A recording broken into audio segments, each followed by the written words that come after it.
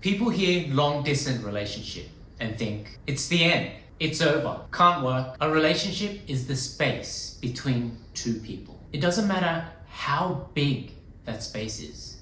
It's about how you manage it that counts. I'm Ronald and I'm a relationship and family therapist. And I feel uniquely qualified to talk about long distance relationships.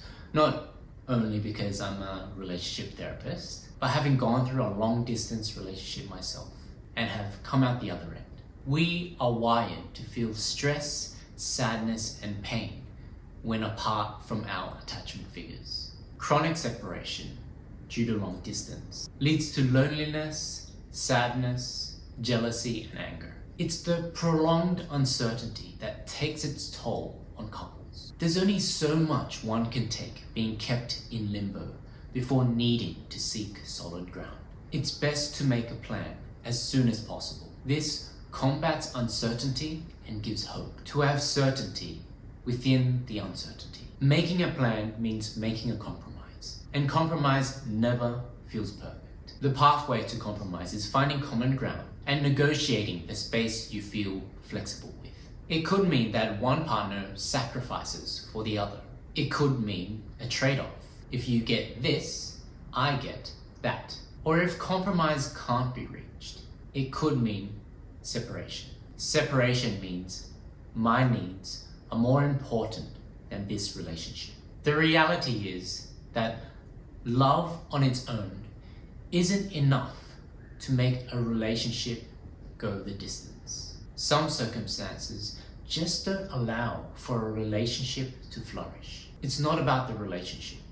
It's a situation. It's sometimes an unfortunate part of life. Look to separate well. Packaged with a long distance relationship is ambiguous loss. Your partner is physically absent, but psychologically present. You're going through unresolved grief. There's no closure to that lost part of the relationship. And there is an oscillation between hope and hopelessness. In long distance relationships, you aren't able to construct memories together in the same way. And you lose out on the small incidental moments in a relationship. Research shows making time to see each other at least once a month bolsters the satisfaction in a relationship. It doesn't have to be a huge amount of time. It's not about quantity, it's about quality. Look to create new and diverse memories with the time that you do have together. Outside of that, parallel play helps couples establish connection.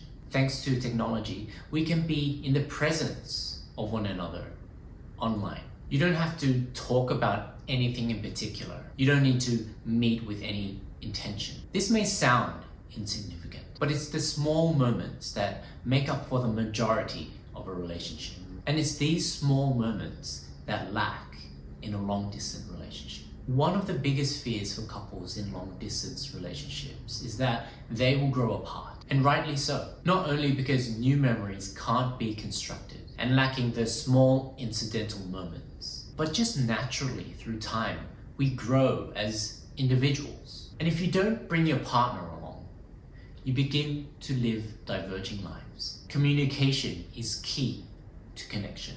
One of the biggest relationship myths is that your partner is your one and only. That your partner is the answer to all of your needs. They are your partner in crime, your best friend, your confidant, your source of entertainment, comfort, and happiness. This belief only sets you up for disappointment and stops you from honoring your needs. It's healthy to have alternative sources to meet your needs, whether in a long distance relationship or not. No doubt, long distance relationships have its own set of unique challenges, but no relationship is without its problems. Choosing a partner is choosing a set of problems, and it's about how you navigate those problems that determines relationship success. I hope this helps you in your journey, in your relationship, going the distance.